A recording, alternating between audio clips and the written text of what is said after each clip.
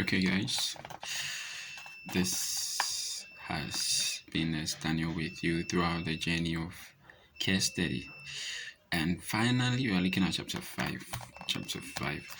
And chapter 5 is the evaluation of care rendered to patient and family. So here we are going to look at the activities and the care and everything that you've provided to the client and how it has helped the client to maybe achieve an optimal health, or maybe your care rendered didn't actually help the client. So that's where you do your evaluation. So you write a little introduction, a statement of evaluation, and we have amendment of nursing care plan for partially met or unmet criteria. So remember in the care study, in the care plan, I told you that you should leave some portion partially unmet, because there is no way you can fully or totally meet all the goals. Yeah, there are some of the goals that you can't meet. So those are the partially met or met goals. You do an amendment. Amendment is simply you analyzing the situation and finding out that it didn't go well, and you restructuring and coming up with other activities or other plans that will go well for the client. So that's the amendment. And amendment carry 2 marks. So no matter what you do, make sure there's an amendment in your case study. Okay, then you have termination of care, the summary, conclusion, recommendation. Then we look at the appendix, the bibliography, and the signatories. Okay, straight to chapter 5. Okay, so this is chapter 5. Just as I said, you write you write a little introduction. So this involves comparing patient health status with the goal and objective of the healthcare set, and determine his progress and goals achieved. The care is terminated once the objectives are met. On the other hand, if it's not, the care is examined to determine the issue. The new directives and goals are established and put into actions. So let's look at the statement of evaluation. During evaluation of nursing care rendered to the patient, all objectives were fully achieved and his condition improved, hence patient developed no complications. The goals set were evaluated as follows. Okay, so all the objectives were achieved and some were partially unmet. So if some of them were partially unmet, you have to state it here. So most of them were achieved and few were unmet. I hope you get me. Yeah. So these are your statements of evaluation. Let me just read one, and it runs through for all of them. So with here, you write the outcome criteria. So this compares the chapter 3. It compares the chapter 3. The chapter 5 has a comparison to the chapter 3. So on 3rd of June 2022, my client complained of pain, and in the care plan I said the patient's pain will be relieved. So here you write that the patient was relieved of abdominal pain as a criteria or as the outcome. So let's see something here. On the day of admission at this time, patient complained of abdominal pain. Therefore, a nursing diagnosis of alteration in body comfort, into brackets abdominal pain related to distension of bowel with fluids. An objective was set to relieve patient of abdominal pain within 50 minutes. The following were some of the nursing interventions that were given. So you have patient was reassured of competent nursing care. Patient was assessed by observing it, the location, intensity, and duration. Cold compresses was applied to the site. Prescribed analgesic was served. Now, on the same date at 9 a.m., goal was fully met. As patient verbalized, he was relieved of pain, and patients have a relaxed facial expression. On the same day, 10 a.m., patient was noted for dehydration. Therefore, a nursing diagnosis of risk for deficient fluid volume related to vomiting and nil per status. An objective was set to relieve patient or prevent dehydration within an hour. The following were some of the nursing interventions that were given. Patient was reassured of competent health care. Skin tego was assessed and prescribed IV fluids. Were administered at 11 a.m. Goal was fully met as patient verbalized absence of vomiting. So I don't know if you get a pattern. So your patient will tell you of a problem. So you state a problem. So the time and date is very relevant. You state a problem. Then you give us some of the things you did. That's the nursing interventions or the nursing orders. Then after that, you tell us what happened after your intervention. If the goal was met or it was partially met. Okay, let me use this one so that it becomes easy. The 4th day, there was only one problem. So on this day, so that's how you are going to start. At this specific time, patient complained of abdominal pain. Therefore, a nursing diagnosis of acute pain related to surgical intervention. Okay, an objective was set to relieve patient of abdominal pain within 50 minutes. The following are some of the nursing interventions that were given. So patient was reassured, pain was assessed by observing its location, intensity, and duration. Patient was taught how to splint wound when coughing. Prescribed analgesics, IV morphine, 5 mg QID was served. And on that same day and another time, goal was partially met as patient verbalized pain was reduced a little and patient had some cheerful look on his face and participated in his care. So that's how your statement of evaluation looks like. So you'll be doing this for the other days where you nurse the patient. So you start by telling us the time or the day, and you tell us the patient complaint. And you tell us the diagnosis you gave to the patient. I hope you are following the order. So the day, the time, what was the complaint of the patient, you write it. And what is the nursing diagnosis that you're going to give? After the nursing diagnosis, what objective did you set? After stating the objective, you go or you follow up with the interventions that you gave. After the interventions, you tell us the outcome. Was it fully met or partially met? So that's how you are going to go by yours. So let me read a small one. So patient had uninterrupted sleep on 5th June 2022. So the patient's problem was uninterrupted sleep. Now let's see how I went by it. So on the first day post-op, patient complained of insomnia, therefore a nursing diagnosis of disturbed sleep pattern related to pain. An objective was set to help patients have an uninterrupted sleep within 4 hours and maintain throughout the period of hospitalization. The following nursing intervention were given. So patient was reassured of competent nursing team care. Nearby windows were opened to enhance ventilation, minimize noise at the ward, and cluster all nursing activities, I'm sure, or interventions. Cluster all interventions. On that same day, at 2:30 p.m., goal was fully met as patient verbalized his increased sense of well-being and feeling rested. The afternoon nurse report also confirmed the patient slept about 4 hours. Then you are done.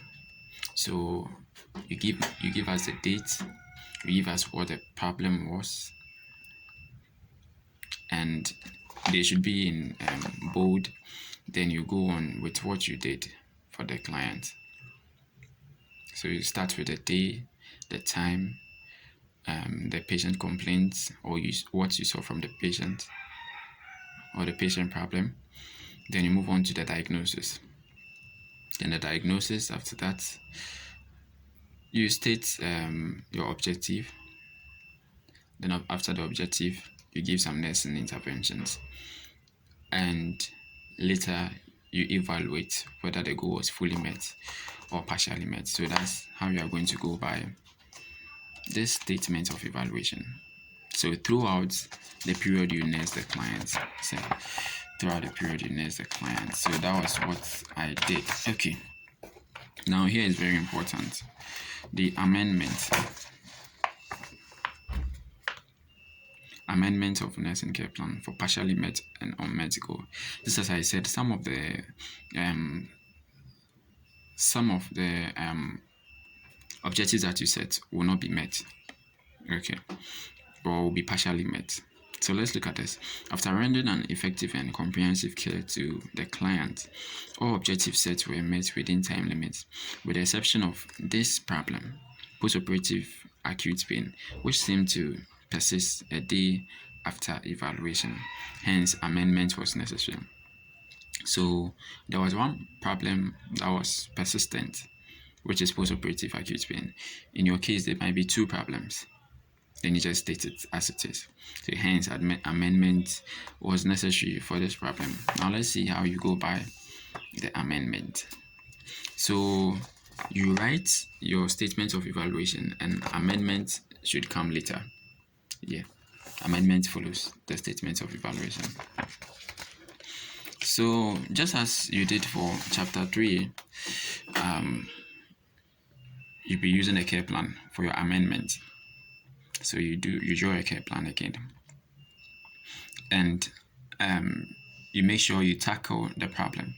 So the problem was acute pain related to surgical intervention, and you use the following day. I hope you get me, because this problem was actually on the 4th, but then since the client said the pain was still persistent, the following day, that's the 5th, you have to review it as early as possible. So as early as 8:30, I was there to review it. Okay, so I set another objective. Patient will be comfortable within 60 minutes, as evidenced by the first one. I said the patient will be comfortable. So on the 4th, I said the patient will be comfortable within 50 minutes. Here I've changed it to 60 minutes or 1 hour.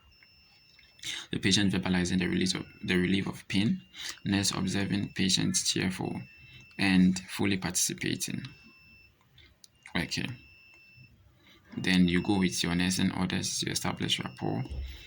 You assess the pain level, observe the incisional site. So these are just normal nursing orders. Yes, normal nursing orders. Then at the evaluation part, go fully met as evidenced by patient verbalizing relief of pain, nurse observes patient's cheerful face, and participating and cooperating in his care. So with the amendments, when you amend a care, you draw a care plan. When you amend a care, you draw a care plan. Yes, and you make sure this time around the client's whatever problem it is will be solved. The client's problem will be solved. Yes, so that's the amendment. That's the amendment. So if there were two problems to be amended, you will draw two care plans. Yes, but make sure at least there is one amendment. Yeah, so you have to amend one problem. Make sure you have to amend one problem. Okay, now let's look at termination of care. Okay, termination of care is the end of care rendered to the patient and family by the nurse from the time of admission to the time of discharge, followed by home visits. It starts when the patient was picked for the case study. Okay, he was informed that care won't be permanent and that it will end soon. My interaction with the client and his family started on this date. Due to excellent nursing and medical care, the patient's health had noticeably improved. Patient and his family did their best by cooperating and adhering to advice and education given during admission and after discharge. The patient and his family were informed that care had to terminate because the patient had recovered without any complications on the third home visit. They were thanked for their cooperation and support. So that's termination of care. You give us a brief statement. Yes, and the statement is to inform us that you actually told the client that the care that you are rendering wouldn't be permanent. At some point in time, you have to leave the client, and you make sure that all the nursing interventions, the medical interventions, had yielded a much optimal health for the client. Yes, and that will be your termination of care. Here we have a summary, and the summary should be very brief. So that's 5.6. After termination of care, you move on to summary. So summary is just summarizing the whole care. When did the client come to the hospital? Who did he meet? it should be very brief. The summary should be very brief. Who did she meet? What was done for the client, the drugs, etc. Yes. So the client was admitted to this hospital on this day and at this. Yes. So it's just a summary. Yeah, and I think summary writing wouldn't be anything difficult. So you start with admission till discharge and also follow-up visits. Yes. So that's it. And it shouldn't be up to even a page. It should be half a page. Your summary should be half a page. You're just telling us a brief something about all the care you provided. Yeah.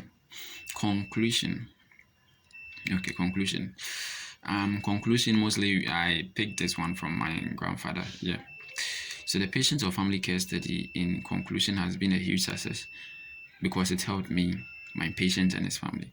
It was clear that effective patient and family care depended on both the willingness of the nurse to assist and the cooperation of the patient and family. My understanding of the heinous role in intestinal obstruction has increased because of this. Additionally, it has helped me to better grasp patient care procedures and standards, including confidentiality. Additionally, I have established relationship with patients and their family during the study. So you're just concluding what you've gained throughout you nursing the client, what you gain throughout the nursing process of the client. Okay. Then recommendations. Maybe there are loopholes somewhere and you have to give some recommendations. So finally, I suggest that to provide quality and all-encompassing nursing care, nursing students should be encouraged to put the nursing process into practice. Yes, so this was my recommendation. And with that, you are done with chapter 5. Yes, the rest are just the appendix. And what do we mean by appendix? Appendix, so I have the vital signs here as an appendix. Okay. They are the other necessary things that are indirectly part of the health of the client. They are directly or indirectly part of the illness in the client. So we have the vital signs charts as an appendix. Mostly at times you can add payments, etc., but payments wouldn't be very relevant here. So the vital signs chart is an appendix. Even the drugs, etc., they are all appendix. Yeah, the drugs are appendix. The investigations and the labs, they are all appendix. All you get me. So they are these things that they are directly or indirectly very necessary or essential for the client's health. So these are the appendix. So appendix, I have my vital signs. Yes. Then the last part will be the bibliography. Yes. And with this one, these are just the reference material that you actually copied from. Yes, the reference material that you copied from. So these are the bibliography. So I had Brunner and Sadat, so I got something from Brunner and Sadat. Yes, and you can easily generate your bibliography. Yes, you've done research method. Yeah, so you can easily get it. So bibliography, then you are done. Yeah, so you have the signatories for them to sign and you are good to go. So that has been chapter 5. And since you've been able to reach this chapter and followed closely, I have a surprise here. And if you want a grandfather case study on any case, maybe I wouldn't get a specific case for you though, but just as a guide for you, you can just hit me up and I'll get it for you. My email is nursedanielknust danielk@gmail.com. And the next, Daniel K USD, all are in small caps or small letters. Small letters. And I'll attend to you. Okay, bye.